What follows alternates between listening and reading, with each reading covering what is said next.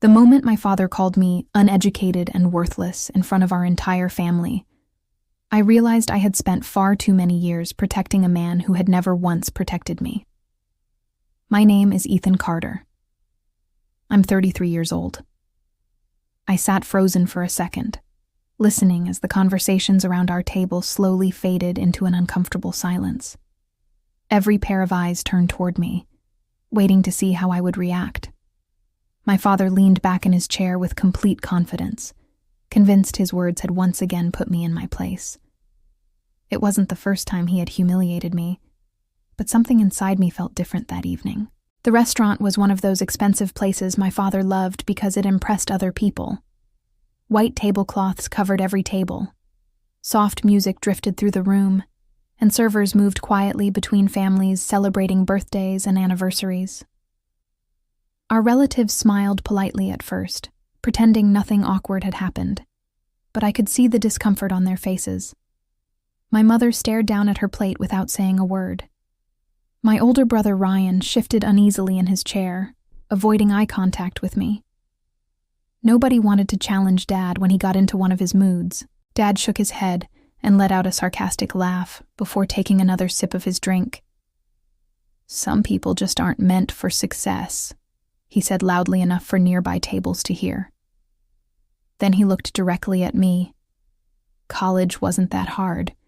You simply gave up because you didn't have what it takes." His words landed exactly where he wanted them to. A few relatives forced nervous smiles, hoping someone would change the subject, but no one did. The silence only made his insults feel heavier. Years ago, comments like that would have crushed me. I would have apologized for disappointing him even when I had done nothing wrong. I had spent most of my 20s trying to earn his approval, believing that if I worked hard enough, someday he might finally tell me he was proud of me. Instead, every family gathering became another opportunity for him to remind everyone that I never finished college. It didn't matter how much I worked or how responsible I became.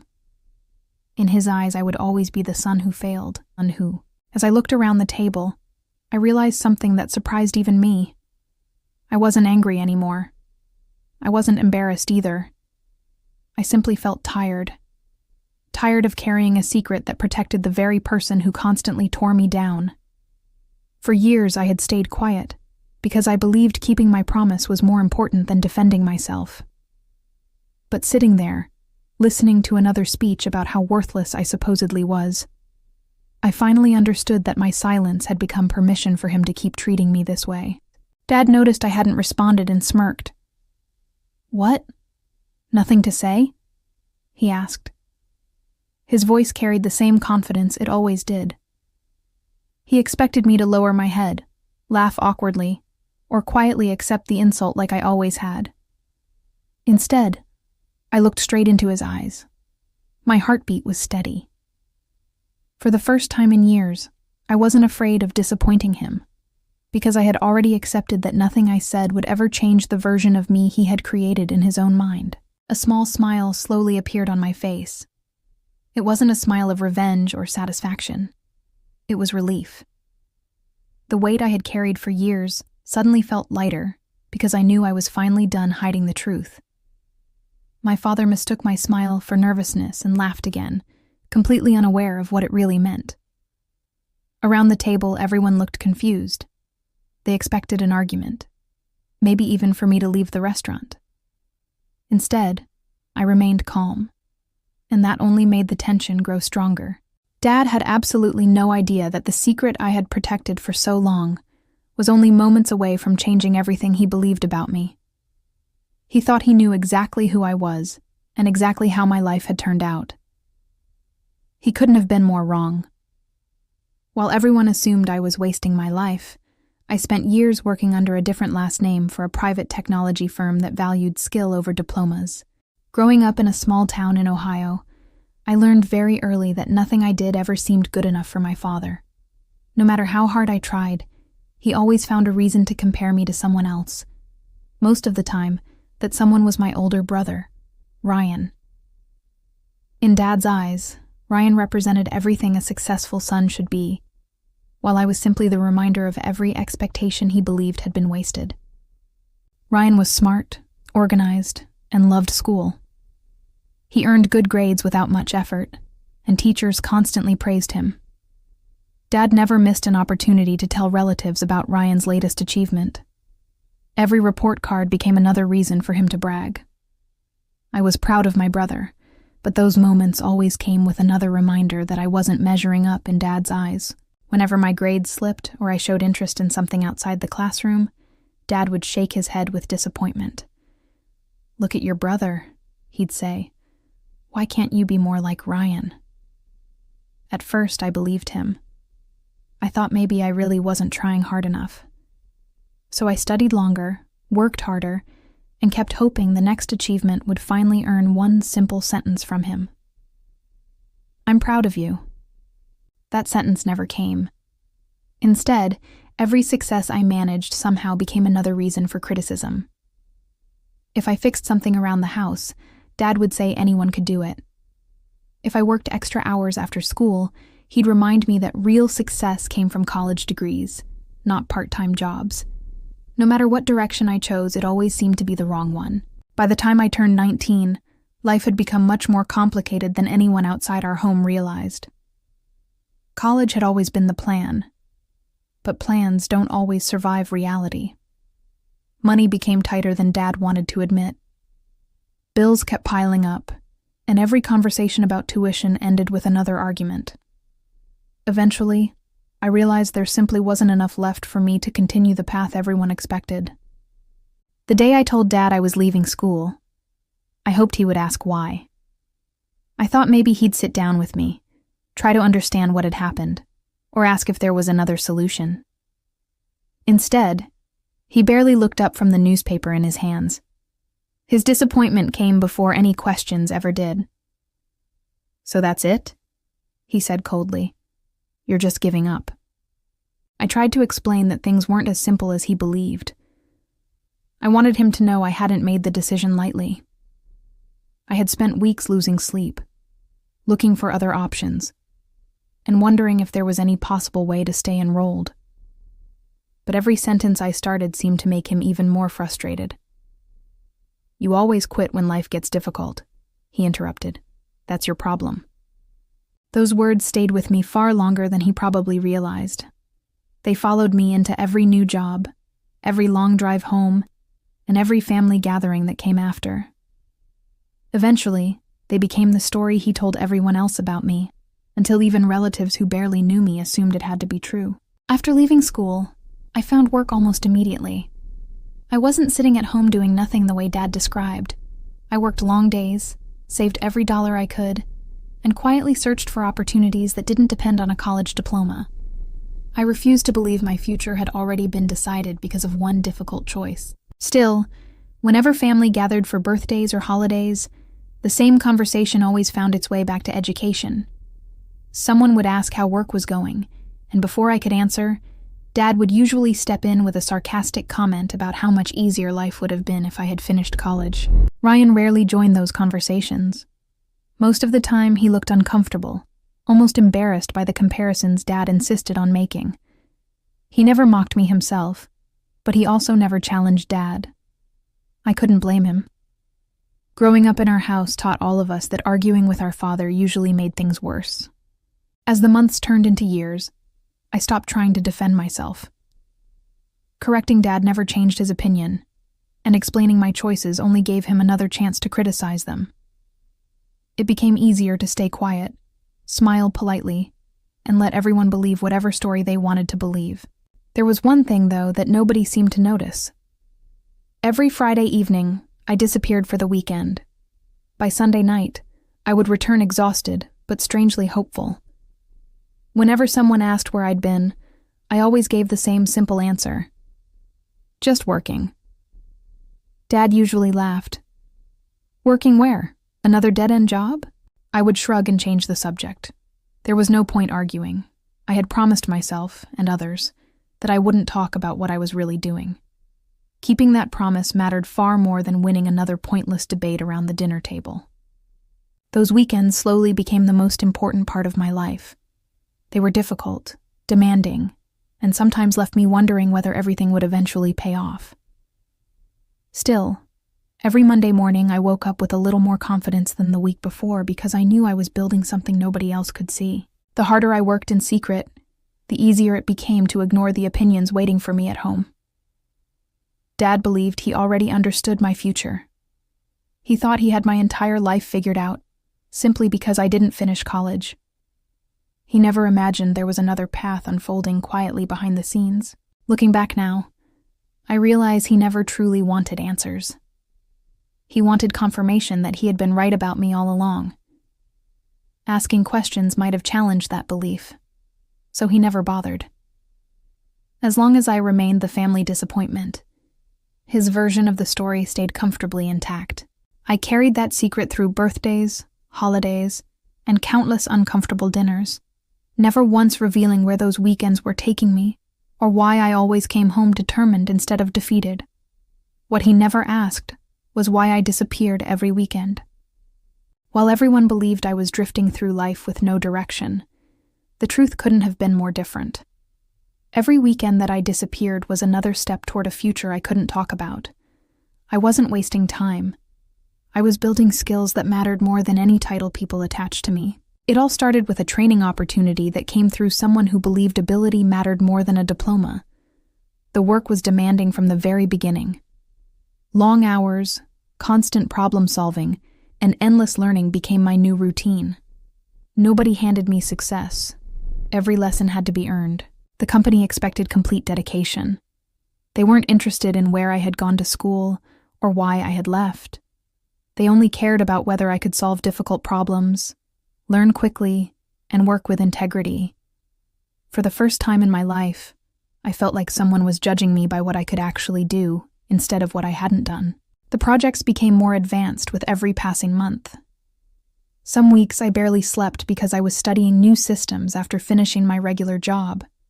It wasn't easy balancing two lives, but every challenge reminded me why I had chosen this path.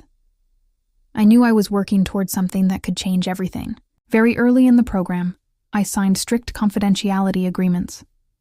The company handled sensitive technology for private clients, and every employee was required to protect confidential information. That included our projects, our positions, and in some cases even our public identities. Breaking those agreements would have ended my career immediately. Because of those rules, I began working under a different last name. It felt strange at first, introducing myself with a name that wasn't the one I'd grown up with. But the arrangement protected both the company and the projects we were developing. Before long, it simply became part of my daily life. There were countless moments when I wanted to tell my family the truth. After another promotion or successful project, I'd think about calling home and finally explaining everything. But every time I looked at the confidentiality agreement, I reminded myself that keeping my word mattered more than proving someone wrong. Besides, I wasn't even sure Dad would believe me. He had already decided who I was years earlier. If I had suddenly claimed I was working on confidential technology projects, he probably would have laughed and accused me of making up stories to feel important. So I stayed quiet. The silence became easier with time, even though it sometimes felt lonely. I celebrated achievements with coworkers instead of family. Promotions passed without anyone at home knowing they had happened. My biggest victories often ended with me sitting alone in my apartment, smiling quietly because I knew I was exactly where I wanted to be. As the years passed, my responsibilities continued to grow. I earned trust one project at a time. Managers who had once supervised my work started asking for my opinions before making important decisions. Every new opportunity reminded me that I had been right not to give up on myself. Meanwhile, family gatherings never changed. Dad continued introducing me as the son who never finished college. Relatives nodded politely, believing they already knew my story. I stopped correcting anyone because the truth couldn't be shared yet anyway. Sometimes Ryan would ask how work was going. "It's busy," I'd answer with a small smile. "You always say that," he'd reply. I know. That was usually where the conversation ended. Keeping two completely different lives separate wasn't always easy. During the week, I blended into ordinary routines.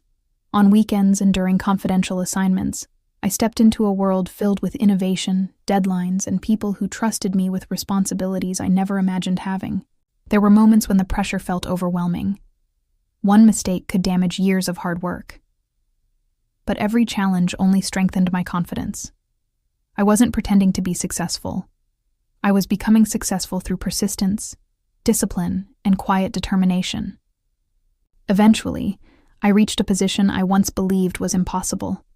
The responsibilities were greater than anything I had imagined when I first walked through the company's doors. Yet even then, nothing changed at home. Dad still believed I had thrown my future away. Looking back, I sometimes wondered whether things would have been different if I had been free to tell the truth earlier. Maybe some of the arguments could have been avoided. Maybe Dad would have seen me differently. But contracts were contracts, and promises were promises. I intended to honor both. The hardest part wasn't keeping the company's secrets. The hardest part was allowing people I loved to think so little of me while knowing I couldn't defend myself. Every insult had to be swallowed. Every false assumption had to go unanswered. Now, sitting across from my father in that restaurant, I realized those years of silence had finally reached their end. The agreements that once prevented me from speaking had expired, and the truth no longer belonged behind closed doors. Dad still believed he was talking to the same son he had dismissed for years. He had no idea that everything he believed was about to collapse. Dad raised his glass and laughed. Imagine being proud of a son who never even finished college. Relatives chuckled awkwardly, while my mother stared at her plate. I quietly placed a sealed folder beside his dinner plate. His smile faded the second he saw the company logo. Dad leaned back in his chair as if he had just delivered the funniest joke of the evening. He lifted his glass with a confident grin and glanced around the table, expecting everyone to laugh along with him. Imagine being proud of a son who never even finished college, he said loudly. A couple of relatives let out short, awkward laughs, more out of discomfort than amusement. Nobody looked genuinely happy. My mother kept her eyes fixed on her dinner plate, slowly moving her fork without taking a bite. Ryan shifted in his seat and rubbed the back of his neck. He looked like he wanted to say something, but years of living under Dad's authority had taught him to stay silent when tension started rising. I looked around the restaurant for a brief moment. Conversations continued at nearby tables, but I noticed a few people glance toward us after hearing Dad's raised voice. I hated scenes like this. For years, I had been the reason family dinners became uncomfortable, not because of anything I had done, but because Dad always found a way to make me the topic of conversation. Normally, I would have smiled politely and changed the subject. I had done that more times than I could count. Tonight felt completely different. I wasn't sitting there trying to earn anyone's approval anymore. I had already accepted that nothing I said could erase the years behind us. But I could finally tell the truth. Dad looked directly at me again. "Still quiet?" he asked with another smug smile. "What happened to all those big plans you used to have?"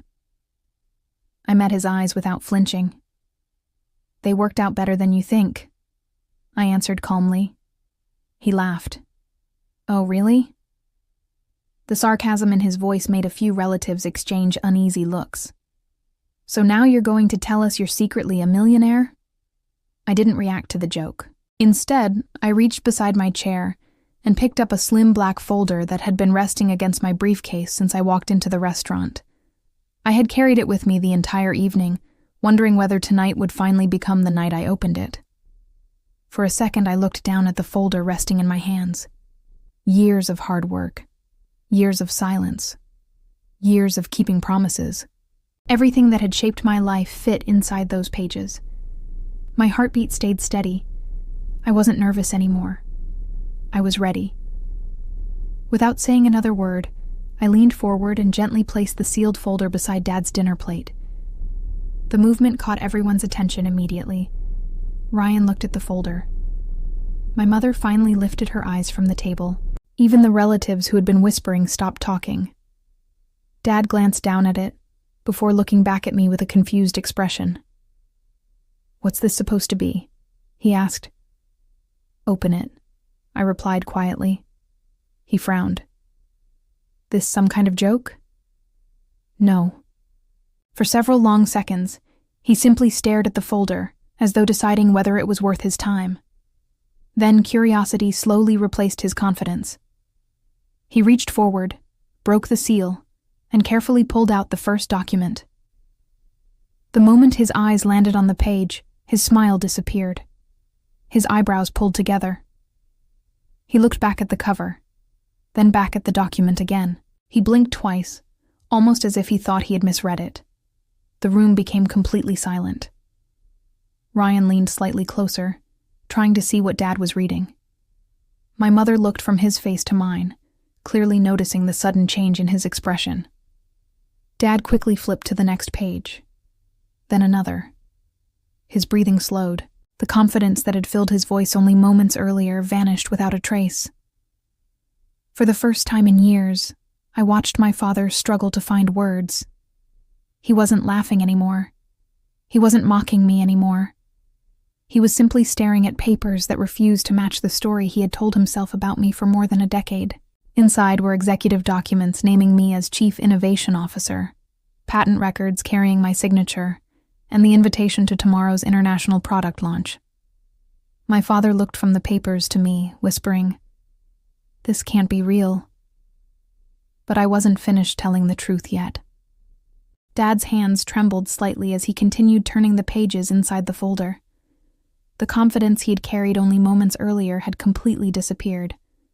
Every document answered a question he had never thought to ask, and every answer pushed him further away from the version of me he had believed in for years.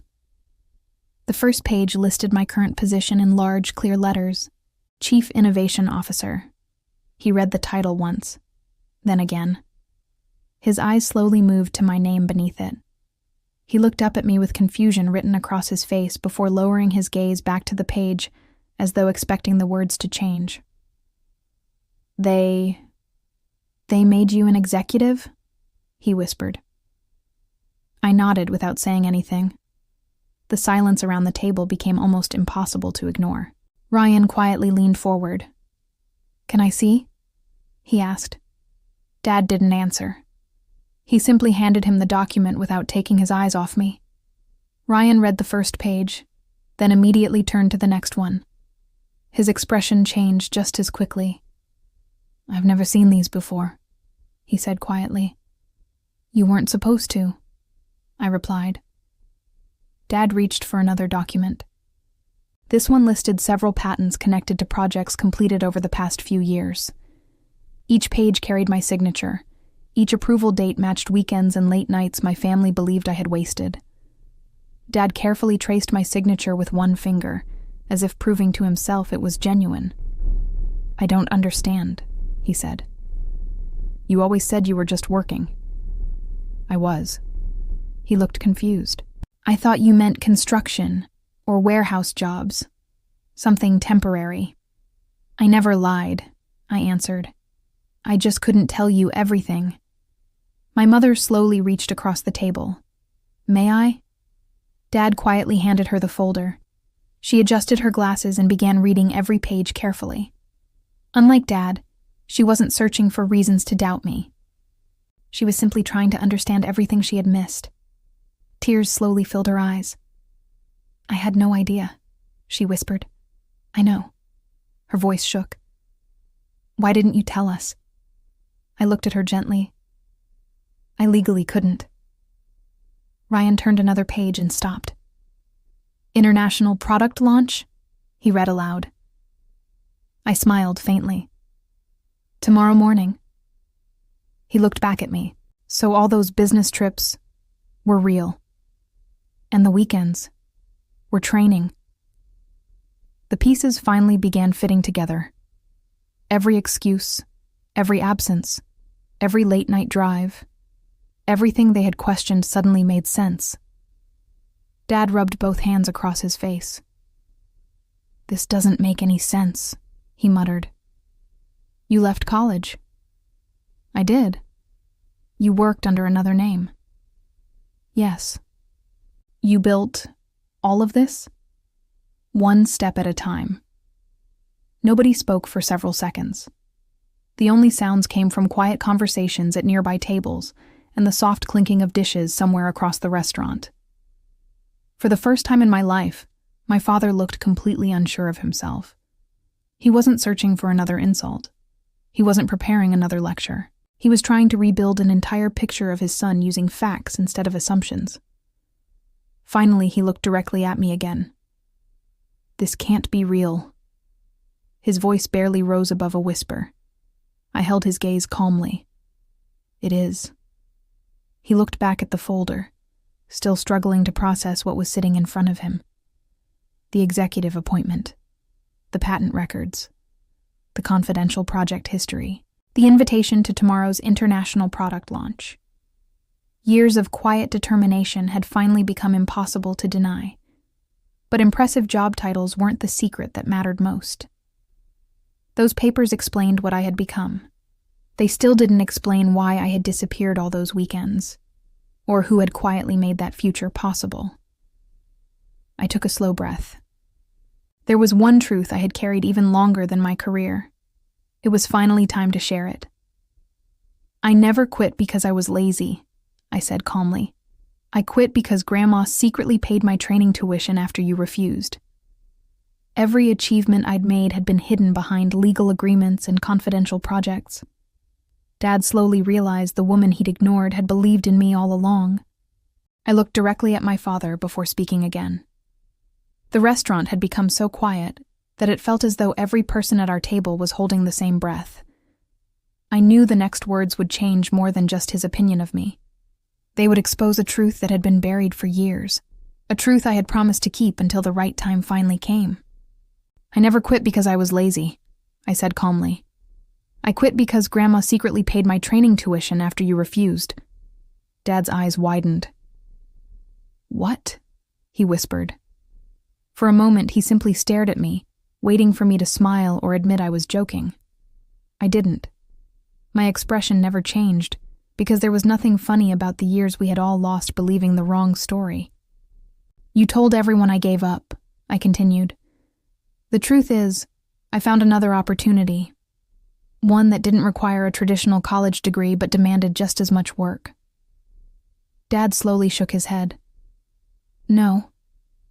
Your grandmother never said anything." "Because I asked her not to." My mother looked at me with tears already forming in her eyes. "You knew?" she asked softly. I nodded. "Grandma came to me after I left school. She said she believed I deserved another chance. She knew I loved solving problems, building things, and learning in different ways." I smiled as memories returned. "She didn't hand me success. She handed me an opportunity." Ryan lowered the papers onto the table. "So those weekends," he said quietly, "were classes, training, and project work." He leaned back, trying to process everything. "I honestly thought you were working extra shifts." "I was working," I answered, "just not in the way everyone assumed." Dad rubbed his forehead, clearly overwhelmed. "I remember telling your grandmother you were wasting your future." "I remember too." The words came out more gently than I expected. I heard every conversation. His shoulders slowly dropped. "I thought I was helping you." "No," I replied honestly. "You were giving up on me before I had even found my path." Nobody argued. Nobody interrupted. The truth was finally speaking louder than years of assumptions. I continued quietly. "Grandma asked me to promise something." Dad looked up. "What promise?" "She told me not to spend my life trying to prove people wrong." I smiled sadly. "She said I should spend it proving myself right." Those words stayed with me every difficult day that followed. Whenever training became exhausting, whenever projects failed, whenever I doubted myself, I remembered her voice reminding me that my value wasn't decided by someone else's expectations. Dad looked down at his hands. "I never knew." "I know." He swallowed hard. "Why didn't she tell me?" "Because she respected my decision." I paused before continuing. I didn't want my success to come from winning an argument with you. I looked around the table. I wanted it to come from earning it. My mother quietly wiped a tear from her cheek. She was proud of you all along, wasn't she? I smiled. Every promotion, every certificate, every project. I called her first. A small silence settled over the table. It wasn't uncomfortable anymore. It was filled with reflection. Dad slowly picked up one of the patent documents again. His hands no longer trembled from disbelief. Now they trembled from regret. Every page reminded him of the years he had spent criticizing me, while someone else quietly encouraged me to keep going. The realization hit him harder than any argument ever could. The person he had dismissed most often had been the one building my future behind the scenes. Every achievement I'd made had been hidden behind legal agreements and confidential projects. Dad slowly realized the woman he'd ignored had believed in me all along. The room fell silent as Grandma smiled through tears. She admitted she'd watched every promotion from a distance because I begged her not to expose the truth. Dad's face turned pale when she handed him every letter I'd written home that he had never bothered to open. The silence around the table felt heavier than anything my father had ever said to me. Nobody reached for their food anymore. Every plate sat untouched as everyone tried to absorb everything that had been revealed over the last few minutes. I looked toward Grandma, who had remained quiet through most of the evening, giving me the space to tell my own story in my own words. She slowly smiled at me, but tears were already running down her cheeks. "I'm sorry," she whispered. I gently shook my head. "You have nothing to apologize for." She reached across the table and placed her hand over mine. "I've wanted to tell everyone the truth so many times. I know. There were nights I almost called your father. I know. But every time you reminded me to keep my promise." I smiled softly. "Because I wasn't ready." Grandma nodded. "You always told me the same thing." She looked toward my father before repeating my own words from years earlier. "If he ever believes in me, I want it to happen because he sees it himself, not because someone convinces him." Dad lowered his eyes. His face showed the weight of every memory returning at once. Grandma continued quietly. "I watched every milestone from a distance." She smiled through fresh tears. "The day you finished your training. The day you earned your first promotion. The day you called to tell me your name was on your first patent." She laughed softly through the emotion. "I celebrated every one of them in my little kitchen." My mother covered her mouth, trying to hold back tears. "You knew all this?" she asked. Grandma nodded slowly. "I kept every photo he mailed me. I kept every card. And every letter." Dad looked up. "Letters?" Grandma reached into the large handbag resting beside her chair. "I brought them tonight." She carefully removed a thick bundle tied together with a simple blue ribbon. The edges of the envelopes had softened with age. Some were slightly worn from being opened so many times. She gently placed the stack in front of my father. "I think these belong to you."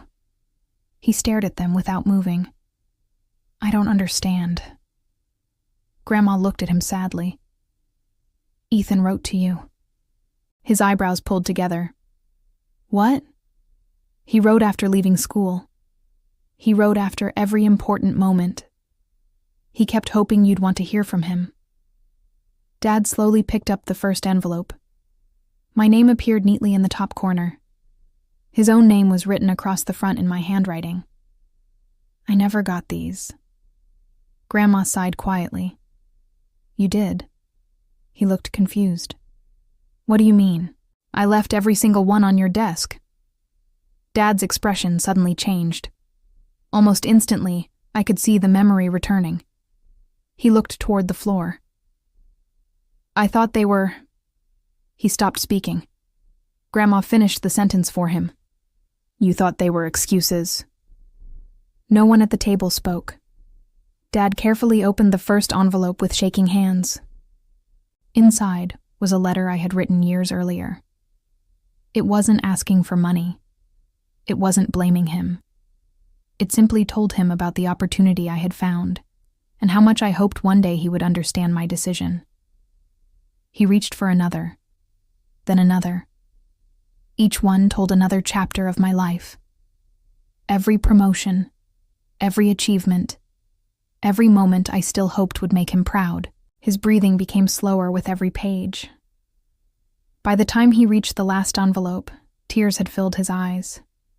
The years he believed I had stopped trying suddenly looked completely different. He hadn't been shut out of my life. He had chosen not to open the door. Dad's face turned pale as he realized what those unopened letters truly represented. They weren't missed mail. They were missed chances, missed conversations, missed encouragement, missed years with his son. The room remained completely silent as he stared at the final page resting in his hands. My father tried to apologize, blaming stress and pride, but years of insults couldn't disappear with a few shaky words. "I didn't need you to believe I was successful," I told him. "I only needed you to believe I was your son."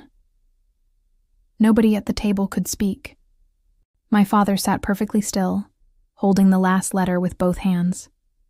His eyes remained fixed on the page even after he had finished reading it. The restaurant around us seemed to disappear. Nothing mattered except the years he had just discovered between those folded pieces of paper. I watched him quietly, not with anger anymore, but with the sadness that comes from realizing how much time can never be returned. He slowly lowered the letter onto the table. His voice barely came out. "Ethan." I looked at him without speaking. He swallowed hard before trying again. "I don't know what to say." For the first time in my life, my father sounded uncertain. Not because he had lost an argument, because he had finally seen the truth.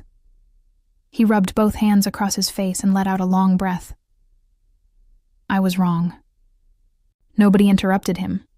Nobody rushed to comfort him. Those words had taken years to arrive. "I thought pushing you would make you stronger," he continued quietly. "I thought if I kept expecting more from you, you'd eventually prove me right." He shook his head. "Instead, I pushed you away."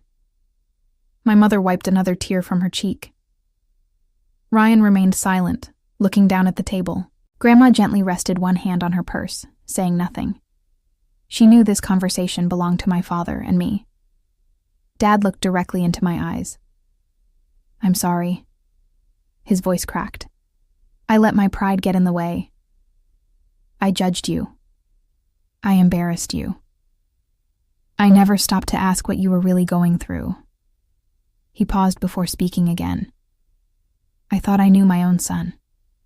I listened carefully. Every apology sounded sincere. Every word carried regret. But regret couldn't erase birthdays spent feeling unwanted. It couldn't erase years of public humiliation. It couldn't erase every family dinner where I was treated like a disappointment before anyone even asked how I was doing. Dad leaned forward. "Please. I'll spend the rest of my life making this right." His hands trembled as they rested on the edge of the table. "I don't expect you to forgive me tonight. I need you to know how sorry I am." I took a slow breath before answering. "I believe you're sorry." His eyes filled with a little hope. But being sorry doesn't erase what happened. The hope in his expression softened into quiet understanding. "I know. I spent years trying to convince you I was worth something," I continued calmly. "I worked harder than anyone realized. I stayed silent when people laughed. I accepted your criticism because I kept believing one day you'd finally see me." I paused for a moment. That day never came. The table remained completely silent. Even nearby conversations seemed far away. I looked at my father with honesty instead of anger. "I didn't need you to believe I was successful." His eyes never left mine. "I only needed you to believe I was your son." The words settled over the table like a weight no one could lift. Dad closed his eyes for a brief moment. A tear slipped down his cheek. He didn't try to hide it. He simply nodded slowly, accepting every word because he knew they were true. Grandma quietly reached over and squeezed my hand beneath the table. My mother cried openly now. Ryan stared at the floor, clearly wishing none of us had ever reached this point. For several long seconds, nobody spoke. There was nothing left to argue, nothing left to defend. Only the truth remained between us. The silence wasn't empty. It was filled with years of misunderstanding finally catching up to all of us. Nobody at the table could speak. A week later, Dad came to my office hoping to repair what he'd broken. I listened, but I didn't pretend the past never happened. Forgiveness wasn't instant. Trust had to be earned. For the first time in my life, he understood what disappointment truly felt like. A week passed after that unforgettable dinner, giving everyone time to process what had happened. I buried myself in work, focusing on the international product launch that had finally gone public. For the first time, I no longer had to hide what I did for a living. My career was no longer a secret, but the emotions from that night were still fresh in my mind. Late one Tuesday morning, my assistant called my office. "Ethan, there's someone here asking to see you." "Who is it?" There was a brief pause. "Your father." I looked toward the window overlooking the city for a few quiet seconds. I had imagined this moment many times over the years, but it never happened the way I expected. Part of me wondered if I was ready. Another part already knew avoiding him wouldn't heal anything. "Please send him in." A minute later, the door slowly opened. Dad stepped inside wearing a neatly pressed jacket, but he looked older than he had just a week earlier. The confidence that usually filled every room he entered was gone. Instead, he stood near the doorway, almost unsure whether he belonged there. "This is a nice office," he said quietly. "Thank you." An awkward silence followed. He looked around at the framed awards on the wall, the project displays, and the large windows behind my desk. "I should have seen this years ago," he admitted. I motioned toward the chair across from me. "You can sit." He lowered himself into the chair and folded his hands together. For a few moments, neither of us spoke. Finally, he looked up. "I've replayed that dinner every day." I nodded. "So have I." He took a slow breath. "I always believed I was preparing you for the real world." He shook his head. "But I became the hardest part of your world instead." I didn't argue. There was nothing left to prove. He reached into his jacket pocket and carefully placed something on my desk. It was one of the letters Grandma had given him. I've read every one of them. His voice was steady but filled with regret. I don't know how I ignored them. I glanced at the letter without opening it. They mattered to me. I know that now. He leaned forward. "I can't change what I said. I can't give you back the years I spent judging you. I can't erase those family dinners." His eyes met mine. "But I want to earn another chance." I thought about everything that had happened. The comparisons, the insults, the silence, the unopened letters. None of it disappeared simply because he finally understood. "I appreciate you coming," I said honestly. "But trust doesn't come back in one conversation." He nodded immediately. "I know. It shouldn't. I'll wait as long as it takes." His answer surprised me because it wasn't defensive. He wasn't asking me to forget. He was accepting responsibility. As he stood to leave, he paused beside the office door. "I'm proud of you, Ethan." Those words were the ones I had waited to hear for most of my life. Strangely, they didn't erase the past. They simply marked the beginning of something different. I smiled politely. "Thank you." He gave a small nod before quietly leaving my office. I watched the door close behind him. For years, I believed hearing those words would fix everything. Instead, I realized healing wasn't about one sentence.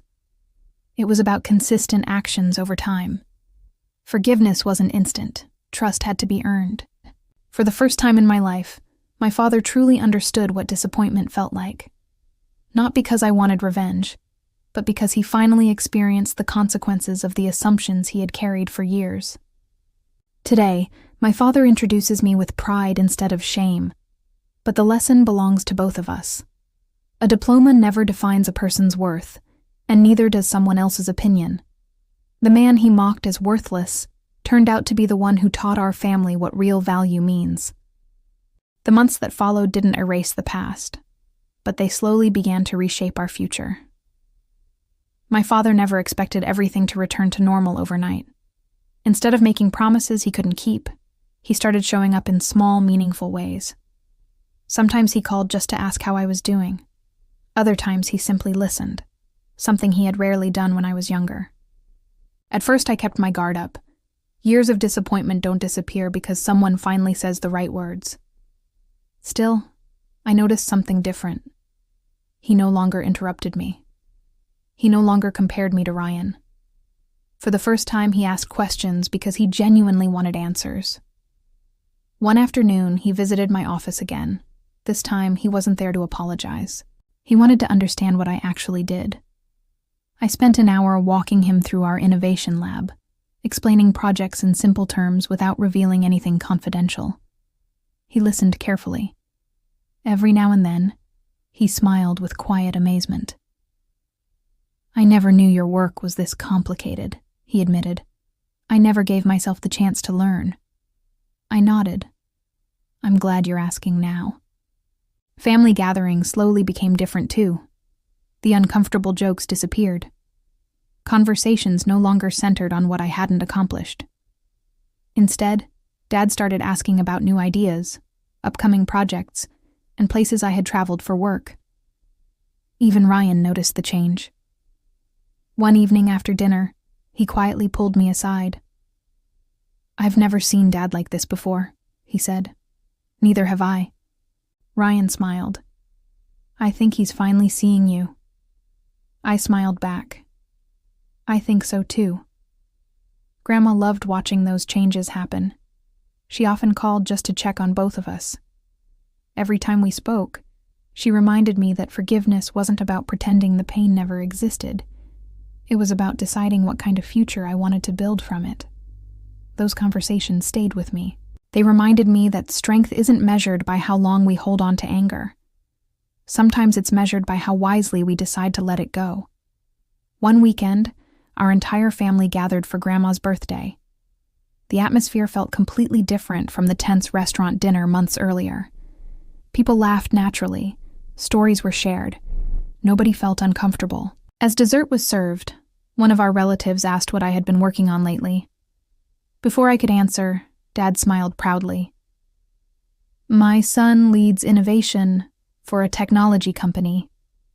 He paused for a second before looking directly at me. "And I'm proud of the man he's become." The room became quiet, not from tension, from warmth. I saw my mother's eyes fill with happy tears. Ryan grinned. Grandma simply smiled, as if she had been waiting years to hear those words spoken out loud. I thanked Dad with a small nod. Neither of us needed a long conversation. That moment said enough. Driving home that evening, I thought about everything that had happened. The insults, the comparisons, the unopened letters, the secrets, the difficult conversations. None of those experiences disappeared. They became part of the story that shaped both of us. Looking back now, I understand something I couldn't see when I was younger. Other people's opinions can influence your confidence only if you let them define your value. My father once believed a college diploma determined a person's future. Life eventually taught both of us a very different lesson. Today, my father introduces me with pride instead of shame, but the lesson belongs to both of us. A diploma never defines a person's worth, and neither does someone else's opinion. The man he mocked as worthless turned out to be the one who taught our family what real value means.